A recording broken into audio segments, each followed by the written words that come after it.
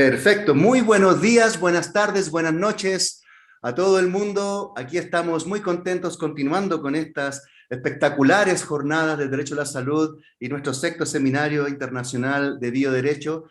Estamos felices porque en esta ocasión contamos con una visita ilustre, igual que una película argentina que me gustó mucho, se llama Ciudadano Ilustre. Aquí tenemos una visita ilustre que es nada menos que Peter Singer, uno de los pensadores más importante de la historia y ciertamente, probablemente, una de las mentes más brillantes de nuestro tiempo.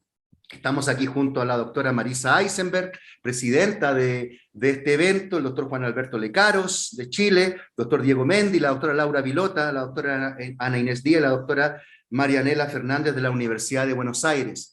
Entrevistaremos al doctor Peter Singer, ¿cierto? Yo iré diciendo las preguntas en español, luego interactuaré con él en inglés. Una vez que le haya respondido cada pregunta, yo volveré, digamos, a hacer una pequeña traducción, ¿cierto?, de lo que él ha respondido, para que así el público de habla hispana nos pueda ir también siguiendo con fluidez. Quiero presentar al profesor Peter Singer. Es importante que sepamos que Peter Singer es un pensador mundialmente famoso.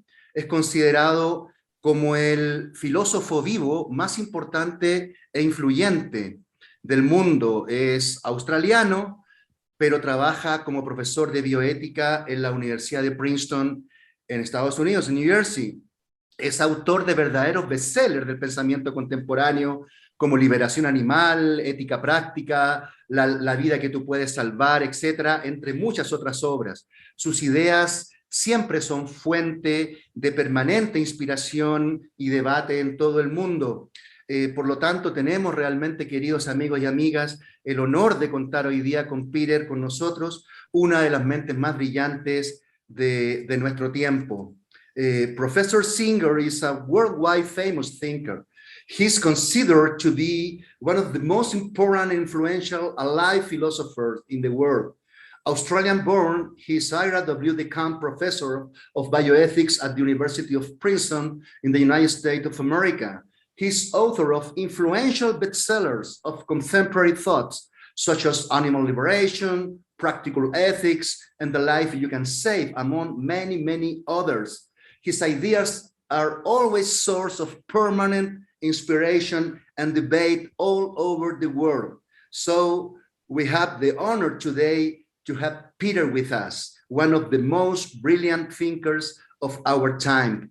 Peter, you're very welcome. Thank you. Thank you very much for having accepted the invitation to this interview and for your permanent support to our network's activity. I think, and I know, and I'm sure the audience is eager to hear you. Thank you, Eric. I'm very happy to have the opportunity to speak to your audience, and I admire your work in promoting thinking about bioethics and ethical issues generally throughout the world. Perfect. Thank you very much, Peter. Peter, I'm going to say my questions in Spanish first for the audience. Then I'm going to ask you in English. Then you will answer my question in English, and then I'm going to translate your question into Spanish. We are going to proceed that way the whole interview, right? Okay, good. Perfect. Okay, perfecto. Okay, entonces, primero le voy a preguntar a Peter, digamos, como para romper el hielo, ¿no? Lo que pasa es que Peter comenzó como un filósofo, diríamos, especulativo, como la mayoría de los filósofos, ¿no? Pero en algún momento de su vida él hizo un giro importante a la filosofía práctica, específicamente a la ética, y abordando un montón de materias que conectan directamente con el derecho, porque Peter también, para los que no lo saben, digamos, estudió derecho. O sea, él estudió también derecho y filosofía, ¿cierto? Entonces, la mayoría de los asuntos que él aborda, que son tan importantes para nuestra época, conectan directamente o son extendibles al área del derecho. Entonces, quiero preguntarle cómo fue que él en algún momento hizo este giro, ¿cierto?, de la filosofía especulativa a la filosofía práctica. Peter, for most people, philosophy seems like a speculative task, so very far from practical reality. However, you better than any other have broken that fake belief. So you can be considered as a truly practical philosopher. However, before becoming worldwide known, you used to work on Hegel, for example, so who didn't seem to be so practical, right? So when and why did you turn into a practical thinker concerned about ethical issues, which, by the way, can be also extended into the juridical field, such as human and animal rights, beginning and end of life, global responsibility, sustainability, etc. Why and when did you turn into a practical thinker? Well, I think I've been a practical thinker from quite early in my career. I came of age in the 1960s when the war in Vietnam was raging, and that was an interest of mine politically. I was active in opposing the war. I was living in Australia, and Australia was an ally of the United States. There were Australian troops fighting in Vietnam, and I was opposed to that. When I went to Oxford to do my graduate studies, I chose as my thesis topic the question of the obligation to obey the law, which is, of course, an ancient issue in theoretical philosophy, discussed by John Locke, for example, in the 17th century. But I discussed it in the context of disobedience to the law in my own time, because, of course, there was a big protest movement. People resisted the draft, conscription to fight in the army. They burnt their draft cards. So I was interested in that kind of question about, is it justifiable to disobey the law, even in a democracy, if you think that the law is seriously wrong? Then the other big step, I suppose, that moved me in a very practical direction was that I became aware of the way in which we treat animals in order to turn them into food, particularly the rise of factory farming with billions of animals confined indoors, leading miserable lives. And I came to the conclusion that I couldn't justify continuing to support this awful system by continuing to eat these products. So I became a vegetarian, and together with my wife, I should say, we discussed this and decided together to become vegetarian. So that's a very practical step, right? That's changing what you eat every day, more than once a day, in fact. Then I started writing about that issue also from an ethical perspective. So with that, I was very much a practical philosopher. And that led me to think about other things in the way I live, and the crisis that occurred in what is now Bangladesh and was then East Pakistan, when millions of refugees fled from the oppression of the Pakistani army across the border to India, and India appealed for support from affluent countries, but did not get nearly enough support. So then I thought, well, am I, as somebody living comfortably in England, justified in spending money on things I don't need when there are millions of people in danger of dying for lack of food or shelter? So that then was a further extension of my practical interests, which I wrote up in an article called Famine, Affluence and Morality that was published in a then new journal, Philosophy and Public Affairs, which itself was a sign of philosophy becoming a little bit more practical. And that's what I've been doing. Not exclusively. I've gone back to theoretical philosophy, particularly about the nature of ethics from time to time. But that's what I've mostly been doing for the rest of my career. Perfect. Peter, thank you very much for your nice answer. Bueno, Peter dice que en realidad él en general desde casi el inicio de su carrera ha sido un pensador práctico, ¿cierto? Independientemente de que efectivamente él trabajó, digamos, ¿cierto?, en filosofía especulativa al comienzo, pero él ya desde los años 60 estuvo, por ejemplo, muy interesado y escribió sobre la guerra de Vietnam, por ejemplo, ¿cierto? Estuvo muy involucrado, digamos, ¿cierto?, en tener una mirada crítica sobre la guerra de Vietnam, lo cual ya es un pensamiento práctico, dice él.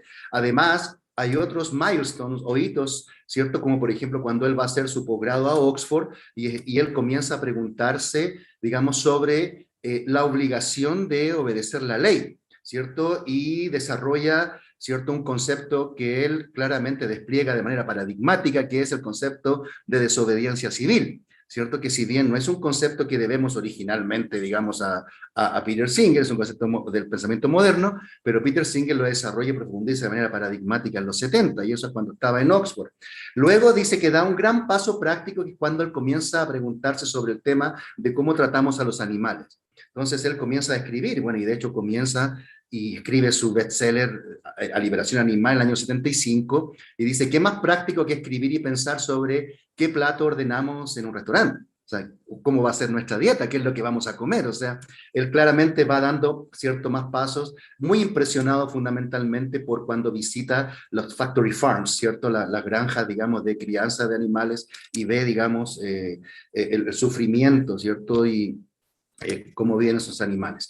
Y además da más pasos posteriormente cuando él comienza a escribir sobre el tema de la pobreza global, ¿cierto? Y su concepto de altruismo efectivo, que lo veremos más adelante, se comienza a preocupar, por ejemplo, de las crisis de refugiados en Pakistán, en Bangladesh, ¿cierto? Y qué pasa si hay gente que vive confortablemente en el Reino Unido, por ejemplo, pero hay gente que está muriendo de hambre, ¿cierto? O sumido en enormes conflictos, ¿cierto? Bélicos, terribles conflictos en otras partes del mundo, cómo podemos ayudar a esas personas y si eso genera o no una obligación moral. Entonces, en general, Peter ha señalado, digamos, que durante toda su vida, más o menos, él claramente ha sido un pensador práctico y nos ha dado, evidentemente, evidencia de eso en su respuesta. La segunda pregunta es, justamente se me ocurre la pregunta por lo que él responde, porque Peter en realidad es realmente un pensador práctico, porque Peter es un pensador que hace lo que piensa. O sea, no solamente escribe sobre algo, sino que él practica lo que escribe. Entonces, le quiero preguntar por qué razón precisamente él se convirtió en vegetariano primero y después vegano. O sea, ¿qué razón moral o qué es lo que ve ahí, digamos, él para haber dejado durante tantos años, ¿cierto?, de comer carne? Como para introducirnos un poquito en su primer gran tema, ¿cierto?, que son los derechos animales, ¿cierto?, y la protección animal. Peter, in relation to your previous answer, so I think you are not only a thinker, but also someone who practices what you say. So, I mean, you often do what you think. So, what does that mean? You know? So, in fact, you are a person who has devoted most of your life to think what means to be good and what means to do the best good you can do. So, in this order of ideas, when you thought several years ago about the ethical inconvenience of eating meat, you became a vegetarian and then a vegan. Could you please tell the audience, why did you stop eating meat? Thank you. Well, regarding what you said about living what I think, it would be rather pointless to spend a lot of time thinking about what is the right thing to do if you then took no notice of this. So I think it's important that anybody who thinks about what they ought to do should try to put it into action, which doesn't mean, of course, that you become a moral saint. It doesn't mean that you do absolutely everything that you think the ideally ethical person would do. But it does mean that you take it seriously and you move your life in that direction to a significant degree. Now, how far you move might, of course, depend on how great a sacrifice that is. And here I come to your specific question about why did I stop eating meat? I stopped eating meat, as I said, primarily because I did not want to support an industry that, once I learned about it, I considered to be really appallingly wrong, not just slightly wrong, but to treat billions of animals as if their interest didn't really matter, as if the only thing that matters is producing meat or eggs or milk as cheaply as possible, irrespective of what that means for depriving the animals of a good life and inflicting suffering on them. That's why I became a vegetarian and then eventually moved towards being vegan. But I have to say, I didn't find it a great sacrifice. So it wasn't really that difficult. It wasn't something that I did all at once. My wife and I started out just by avoiding factory farm products, but then we found, we replaced them mostly with vegetarian meals, and we found them tasty and made us feel good. We felt healthy and well on that diet, plenty of energy and zest. And so it was relatively easy to say, well, let's go further and phase out all of the meat we were eating, and then eventually to move towards reducing other animal products as well. In addition, there are, of course, other reasons that have emerged since I became a vegetarian. It's over 50 years now since I became a vegetarian. And in the meantime, we've learned about climate change and the impact of animal agriculture in contributing to greenhouse gas emissions, particularly methane. So that's an additional important reason for not eating animal products. And very recently, of course, we've been more aware of the damage that pandemics can do to the whole world, taking lives, causing economic dislocation.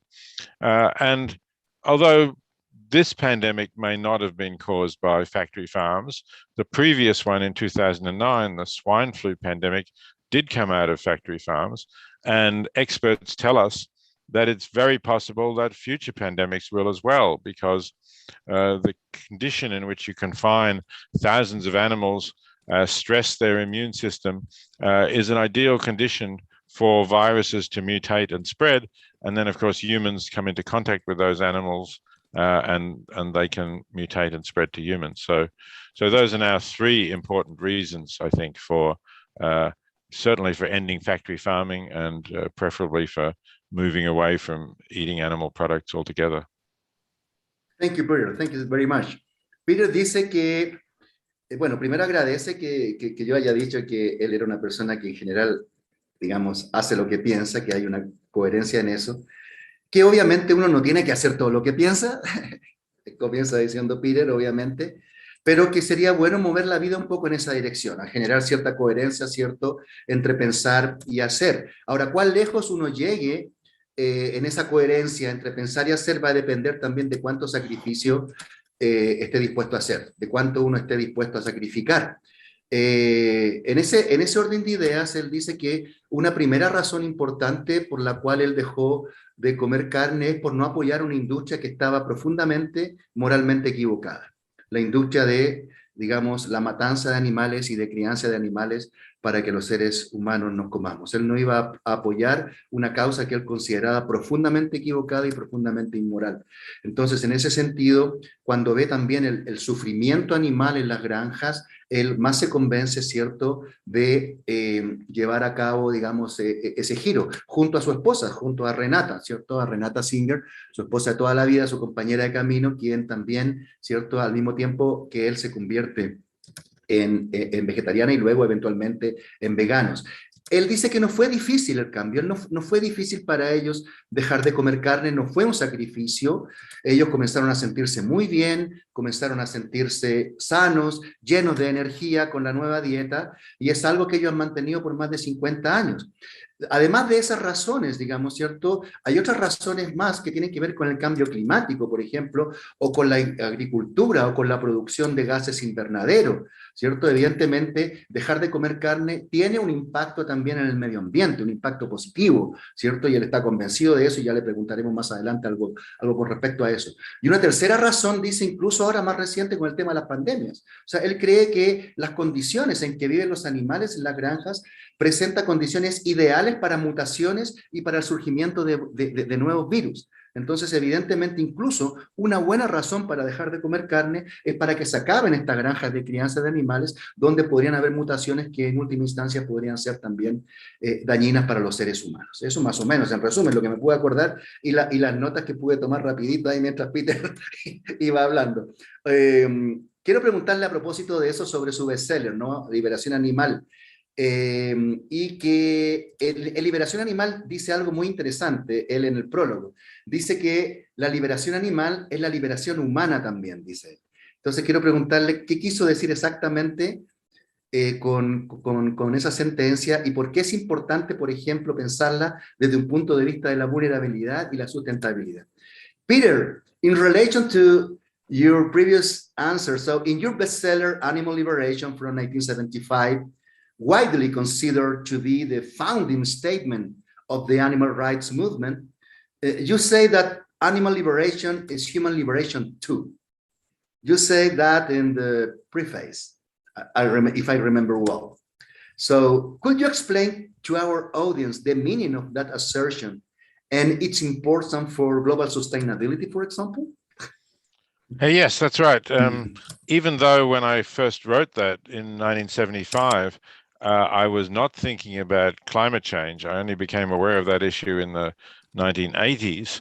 But still, it was apparent that raising animals that were eating grain or soybeans was a very wasteful process. When we feed animals on products that we can eat ourselves, we are wasting, depends a bit on the species, but say in the case of beef, producing beef, we waste at least 90% of the food value of what we feed to them. In the case of chickens, they're a bit more efficient, but we still waste about 2/3 of the food value. So what I was thinking of there is that there was extensive world hunger. There was concerns already about clearing the Amazon in order to graze more cattle, for example, and clearing other forests. In Australia too, forest and native bushland has been cleared for animal grazing. So this was putting a lot of pressure on the environment, this extensive meat consumption, and it was pushing up prices of grains so that people in lower income countries would find it more difficult to afford them. So that's really the main thing that I was thinking of then, and that still applies today. But today, of course, one could say much more about it in terms of the impact on climate change and pandemics, as I already mentioned. And then there's also, I think, the health factor too, that many of the diseases that we get in modern civilization, heart disease, cancers of the digestive system, have been linked to the consumption of various kinds of meat. So I think that's another respect in which, if you can say that animal liberation is also human liberation from environmental damage and perhaps from an additional burden of disease too. Certainly, it's a beautiful statement. It's a beautiful. In fact, I use that statement in my last book on sustainability. I say, animal sustainability is human sustainability too. By paraphrasing your beautiful statement, Peter. Bueno, bien corto lo voy a hacer para que así tengamos más tiempo. Bueno, Peter dice que en realidad en esa época que escribió Animal Liberation en el año 75, él no estaba pensando en el cambio climático, porque todavía no pensaba en cambio climático en realidad. Así que efectivamente la frase se puede aplicar ahora para eso, ¿no? Decir, liberación de animales, la liberación de los seres humanos también, pero en realidad no estaba pensando en eso. Estaba más bien pensando en que el alimentar animales, por ejemplo, implica la posibilidad de tener menos alimento para los mismos seres humanos. Para los mismos seres humanos que se están muriendo de hambre, porque alimentar animales, ¿cierto?, implica, digamos, un uso de agua, de bosques, de pasto, de áreas verdes, que claramente va a afectar en última instancia a los seres humanos y los va a vulnerabilizar. Él mismo da ejemplo, por ejemplo, de la crianza de ganado en Australia, que eso pone una presión inmensa en el medio ambiente, y eso finalmente va a afectar áreas donde pueden vivir seres humanos y de las cuales también pueden servirse los seres humanos para sobrevivir. Entonces, eso más o menos de manera muy condensada es lo que Peter Singer, digamos, nos ha respondido. By considering your previous... perdón, voy a preguntarle lo siguiente, que claramente de sus respuestas, y esta es la última pregunta que le vamos a hacer sobre el tema de animales, él da razones que podríamos llamar intrínsecas y extrínsecas para, digamos, respetar los animales. Intrínsecas que tendrían que ver con el valor de los animales en sí, pero extrínsecas que tendrían que ver con que el dejar de comer carne también nos favorece a nosotros como humanos en el sentido de que nos favorecemos de un mejor medio ambiente. Le quiero preguntar si él considera una de esas dos razones es superior a otras. O sea, si sería más importante dejar de comer carne porque valoramos a los animales per se o porque eso nos va finalmente a beneficiar a nosotros como seres humanos. Peter, from your previous answer, I think you have not only intrinsic reasons to justify the fact to become a vegetarian or vegan. So I mean, for example, when I say intrinsic reason, I mean the value of animals' lives themselves, for example. So we should respect animals because they worth it, you know, in themselves. But also, you have mentioned extrinsic reasons, for example, environmental reasons, climate change, etc. Therefore, we can think about moral and pragmatic reasons to quit eating meat. Are those two kinds of reasons equally important for you? Or giving animals' lives intrinsic value is preeminent regarding instrumental or pragmatic reasons we might have to respect animals? For me, the concern for, I would say, the well-being of animals was really primary. It's not so much the fact that they get killed, we all die in the end, but the fact that we were bringing them into existence and giving them miserable lives. So it was the amount of animal suffering that we were creating that I considered most clearly unjustified. And that's the primary reason for me. You're right that there are important secondary reasons, and climate change is a very important issue. I don't think we can underestimate or overestimate, sorry, the importance of climate change and responding to that. So that's something additional, but it wasn't the original reason for me. As far as my health is concerned, I think, you know, people can choose on that basis. And people may say, well, I enjoy meat even though it's not good for my health. Obviously, there are some people who continue to smoke, even though the evidence there is even clearer about how damaging it is to your health. So, you know, for me, all that was necessary really was that I could establish that I would not be unhealthy through ceasing to eat meat. And the evidence on that was very clear already in the 1970s and is clearer still. And it wasn't really a factor that I was trying to become healthier than I would. It was just I didn't want to sacrifice my health for the sake of the ethical issues, I suppose. So that was some reassurance that I would not be doing that. Perfect, Peter. Bueno, rápidamente lo que dice Peter, claramente que efectivamente hay razones secundarias para dejar de comer carne y respetar a los animales, evidentemente, pero que serían como razones, digamos, tributarias, ¿cierto? O subsidiarias de la principal. O sea, es importante el medio ambiente, es importante la salud, no podemos subestimar esas razones adicionales, pero claramente Peter le da mayor preeminencia al bienestar animal. Para él el bienestar animal es primario, o sea, el respeto por los animales tiene que ver fundamentalmente con lo que yo he llamado razón intrínseca, ¿no? O sea, darle un valor a los animales per se. Claramente también hay efectos súper importantes al dejar de comer carne, que es el tema del medio ambiente, el cambio climático, bueno, todo lo que ha mencionado, incluso la salud humana, que él dice que hay evidencia, evidentemente, de que dejar de comer carne también tiene que ver, digamos, con aspectos de salud, pero que fundamentalmente para él el hecho de no comer carne tiene que ver con razones intrínsecas que están vinculadas al bienestar animal y al trato moral que nosotros debemos darle. Vamos a avanzar entonces un poquito más. Como estamos en un seminario de vulnerabilidades, le quiero preguntar que evidentemente la sustentabilidad global es un término que está relacionado con la vulnerabilidad. Y Peter, mejor que cualquier otro, ha identificado focos muy controversiales vinculados con la vulnerabilidad, como por ejemplo la pobreza mundial. Y cuando él habla de la pobreza mundial, él desarrolla una idea muy importante que es el altruismo efectivo. Entonces le quiero preguntar que nos cuente qué es el altruismo efectivo y por qué ese altruismo efectivo encierra una acción moral. Peter, we are in a seminar on vulnerabilities right now. So human sustainability is certainly related to that concept. And you better than any other have identified several controversial focuses of vulnerability. One of them is global poverty. In one of your books, for example, The Life You Can Save, you talk about a possible solution, which implies a moral attitude towards needy strangers.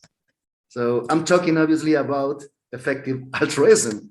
So could you please tell us what effective altruism is and why it encompasses moral actions? Effective altruism is a philosophy in the broad popular sense of a philosophy of life.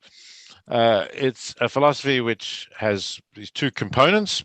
The most basic, of course, is altruism, the idea that we should live our lives so not only to think of ourselves, not only to think even of our sort of family and close friends, but to think of making the world a better place, to think of others wherever they are, and for that matter, not just human others, but non-human animals too, but to think about trying to improve the condition of others living on the planet.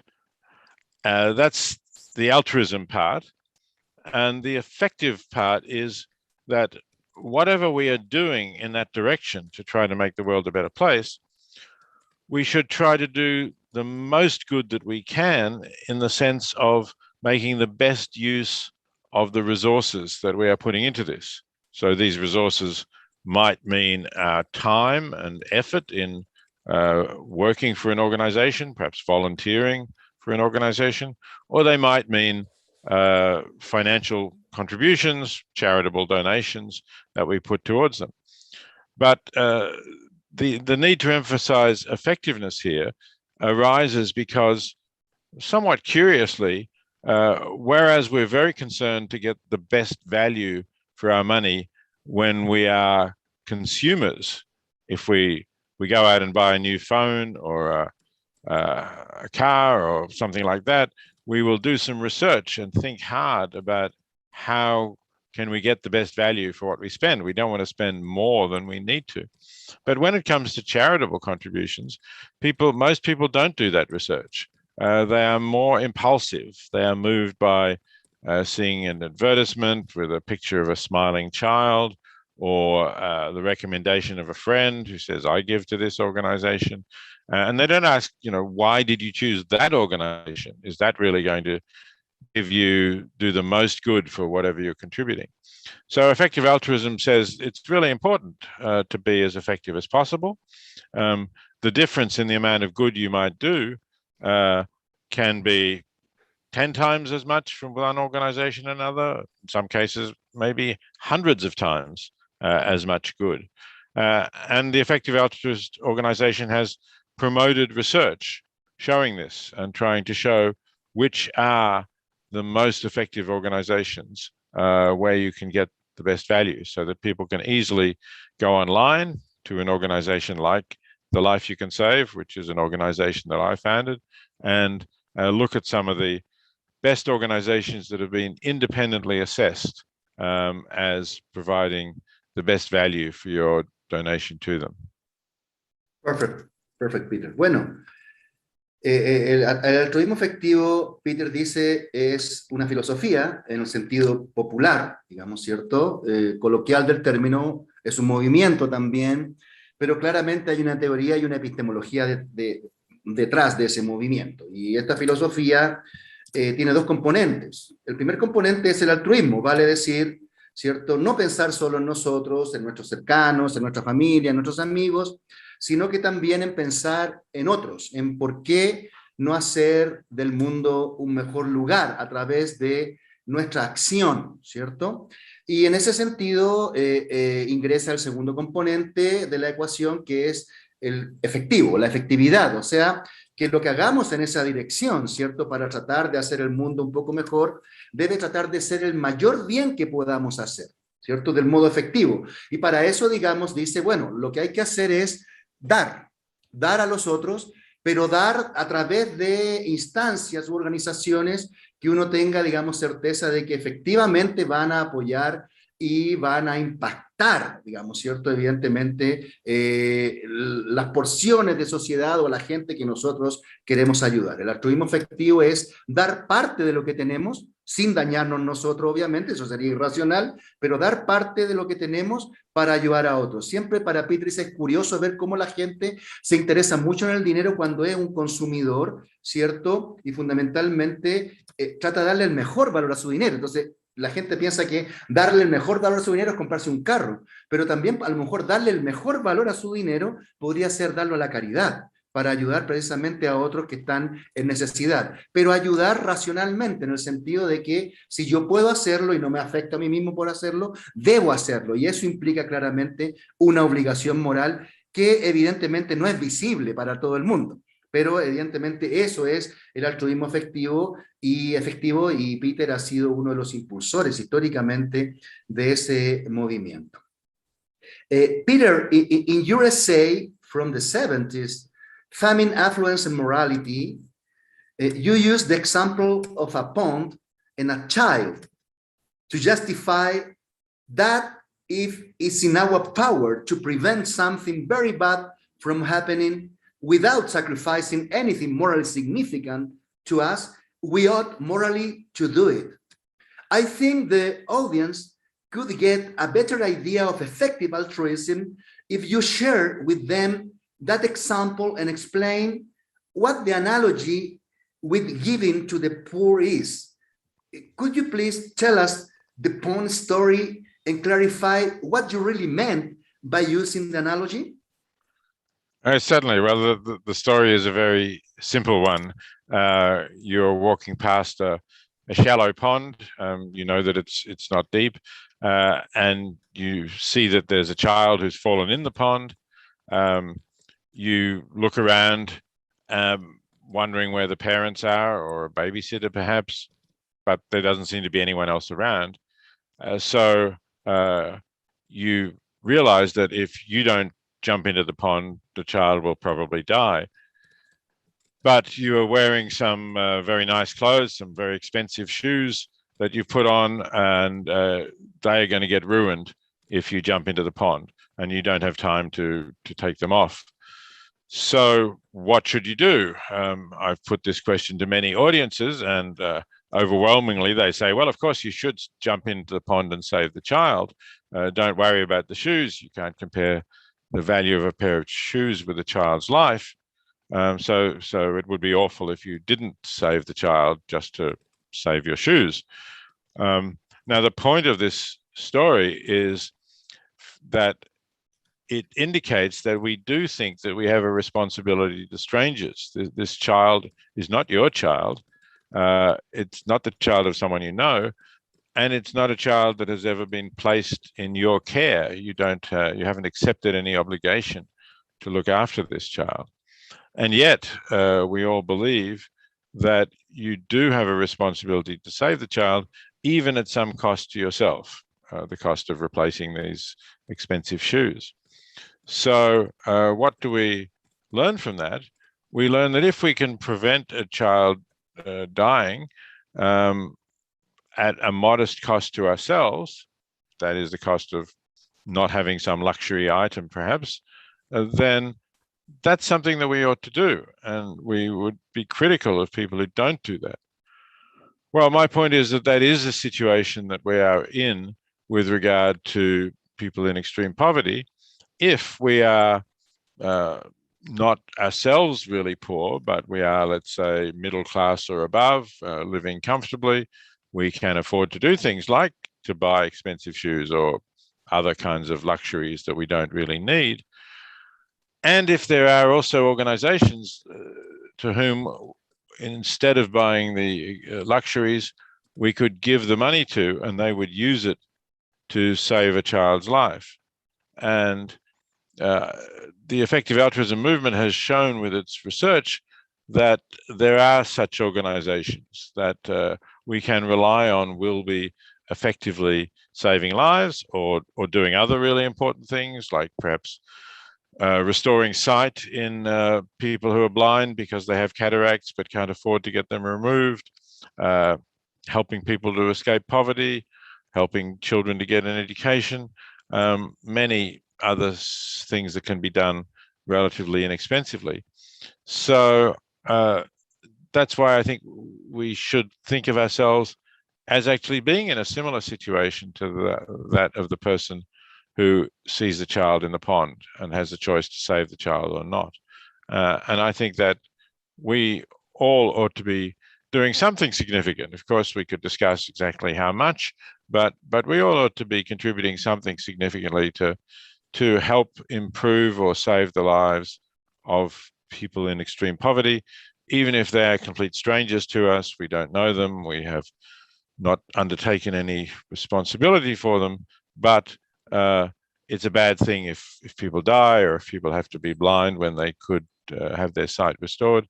And so when we can prevent those bad things at a modest sacrifice to ourselves, that's something that I believe we ought to do.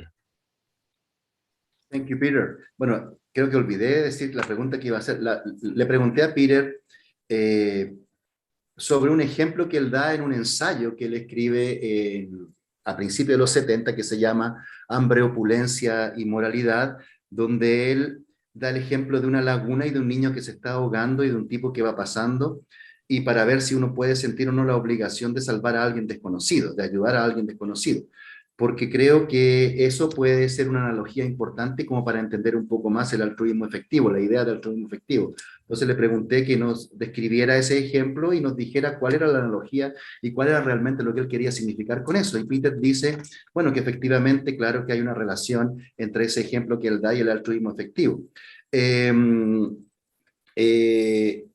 Trata de que un tipo va caminando por un parque, con un traje muy fino, zapatos nuevos, que le ha costado todo muy caro y va genial, sintiéndose perfecto, y de repente ve una laguna, un niño que se está ahogando. Una laguna que no es muy profunda, pero que es lo suficientemente profunda como para que un niño se ahogue. Mira alrededor buscando por los papás, etcétera, no ve a nadie y de pronto ve que a lo mejor el único que podría hacer algo por ese niño es él. Pero se pregunta, digamos, o sea, primero se da cuenta que si no hace nada el niño puede morir. O sea, primera cosa que se da cuenta. Lo segundo, digamos, es que tiene ropa nueva y cara. Y lo tercero es que se pregunta qué debo hacer. O sea, no es mi responsabilidad. Primero, yo no metí al niño en la laguna. En segundo lugar, el niño no es nada mío, y aquí está el punto fundamental con el altruismo afectivo. O sea, yo no conozco a este niño, ya, yo no tengo ninguna responsabilidad por este niño porque es un desconocido para mí. Pero dice finalmente Peter que el punto es que probablemente, del punto de vista moral, uno sí tiene responsabilidades con los extraños en necesidad, ¿cierto? Y esa analogía de la laguna, digamos, se extiende al tema del altruismo afectivo, porque el altruismo afectivo justamente implica ayudar a personas que nosotros no conocemos, ¿cierto? Porque uno puede ayudar a un pariente, evidentemente, claro, pero uno generalmente no busca ayudar a los desconocidos. Pero con ese ejemplo de la laguna y del niño, Peter lo que está haciendo es demostrando de que probablemente se originan obligaciones morales cuando nosotros nos damos cuenta de que hay personas que a lo mejor desconocemos, pero que sin nuestra ayuda van a perecer. Entonces, ese es el valor fundamental, ¿cierto? Y la analogía que él le da a ese ejemplo.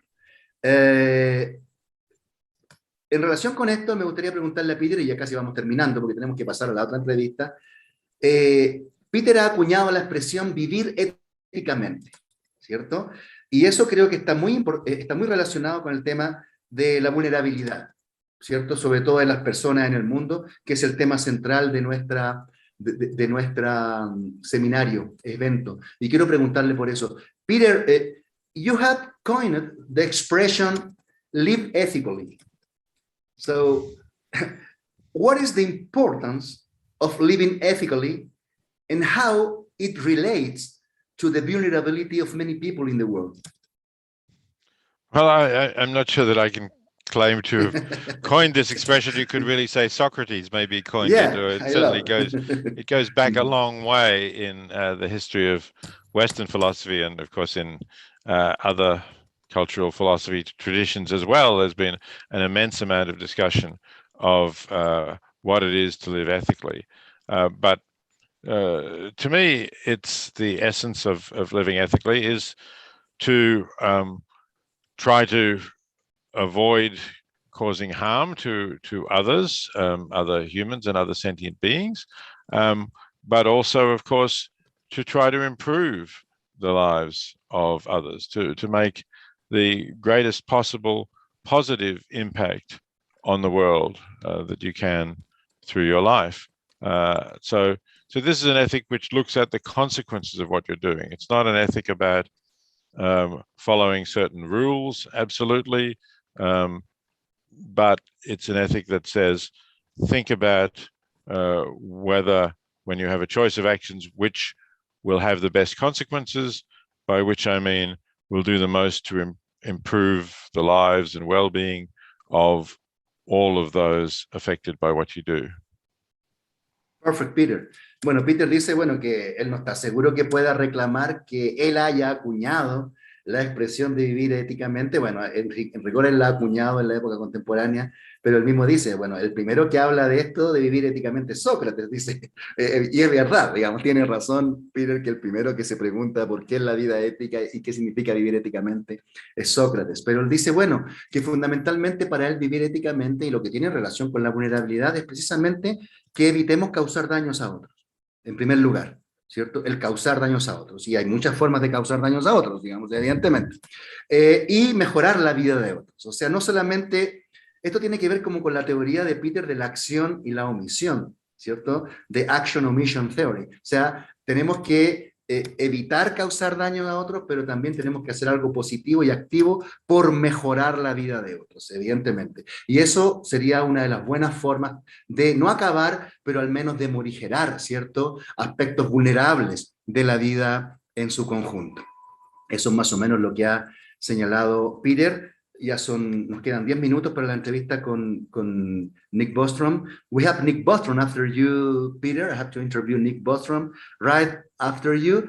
Entonces, Marisa, yo creo que ya podríamos ir despidiendo a Peter, ¿cierto? Peter Singer, thank you very much for having accepted this interview. We are truly grateful of you, my friend. Really grateful. Thank you very much, Eric. It's been good to talk to you. Thank you for your thoughtful questions. And again, I appreciate the opportunity to reach this audience in the Spanish-speaking world. It's always good to reach out as widely as possible and as inclusively as possible, because these are universal questions that everybody in the world should be discussing and thinking about. Peter se despide dando las gracias, que ha estado encantado de compartir con nosotros, de responder buenas preguntas, dijo, cuidadosas preguntas, y que también está encantado de compartir con la audiencia hispanohablante, porque él cree que estos son cuestionamientos universales que todos debemos hacernos, y le ha gustado mucho también por compartirlos con nosotros. Thank you very much, Peter. We say goodbye, bye now, and see you soon. See you soon at Princeton, and thank you very much for everything. Say hello, Renata, Thanks, and take Eric. care of yourself, my friend. I will. Thanks.